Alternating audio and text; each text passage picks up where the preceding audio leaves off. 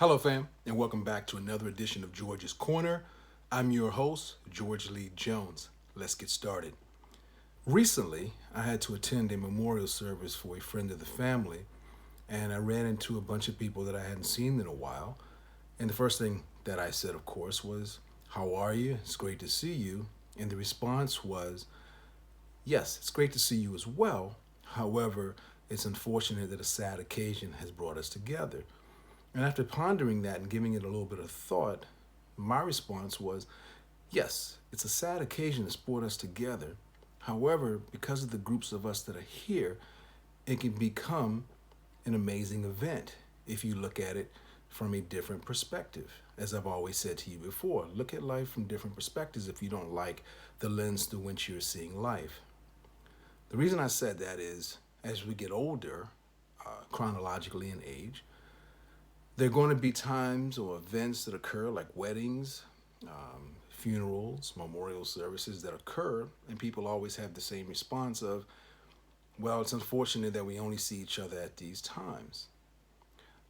And that made me think about it for a second and ponder this question that I'm posing to you guys. And that is, who am I? Who are you? That's a question. And for those of you who feel like life just ends when you close your eyes and take your last breath, this isn't for you. Just walk away right now, stop watching. But for the rest of you who are still here, you know my beliefs. I'm a believer in the Creator, God Almighty, who is the creator and author and finisher of the faith that I possess. And one of the things that I thought about is, who am I? Yeah, I know my parents named me George, and no disrespect to them, but I would have given myself a name something like Maduka. That sounds more masculine. But anyway, I digress. In pondering who am I, it made me think about who was I before I even got into this physical plane, this being, this tangible physical body in the on this planet. Now, again, I'm not trying to get you into off to some existential place, or maybe I am. Who knows? It's up to you to decide which way you want to go with this. But the reason I ask, who am I, is because I listened to all the great words that was said about the individual whose services that I was attending, and they use a bunch of descriptive adjectives, the accolades this person had, how they touched other people's lives, which again is very important. Make sure, as I've always said, touch other people's lives in a positive way. But it continued to make me think about all the descriptions that are attributed to us as human beings. And again, the word human being, we are human and we are being, and continue to be the best person you can be. Okay, so with that said, it made me personally think about, yes, the jobs I've had could be a descriptive measure of who I am, the sports I've done, the activities I've been involved in. Yeah, they all make up what people would generally say who you are. But my reality was, who was I before I was manifest in flesh? Because I believe that I am a spiritual being inhabiting a physical body and experiencing this thing we call life. And so I'm challenging you to think beyond the descriptive adjectives that people affix to your name, which was given to you because you didn't choose it, and the things you've grown up with from childhood to adulthood that have made you perceptively who you are. Now, for me, I'm on a personal journey of finding out who I am, not just the physical makeup that you see, but also, and not the job that I attend or go to, but what are my emotions? What are my thoughts? What are my feelings?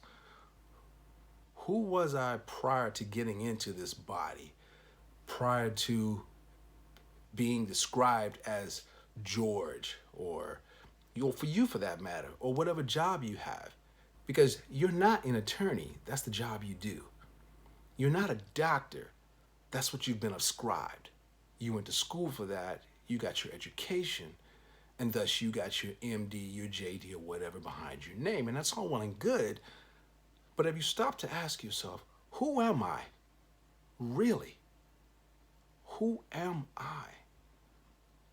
Again, this is a journey that I'm personally on, but I wanted to share this with you because that's the quest that I'm embarking upon right now. It's my personal journey to find out who am I before there was a George.